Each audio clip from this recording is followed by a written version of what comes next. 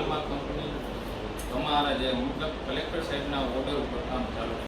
Private property કલમ 10D કોઈ પણ પ્રાઇવેટ પ્રોપર્ટીમાં તમારે નાખવું હોય તો કંપની ઓછામાં ઓછું નુકસાન કરે અને જેટલું નુકસાન થાય છે એની સંપૂર્ણ ભરપાઈ કંપની કરવાની છે. અમારા ખેતરમાં આપણો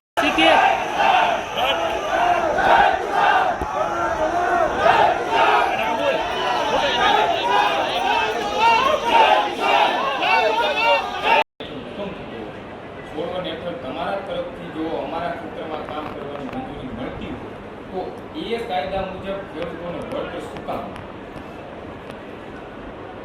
કંપની જે આ ટ્રાન્સમિશન લાઈનનો પ્રોજેક્ટ છે કેન્દ્ર સરકારનો છે.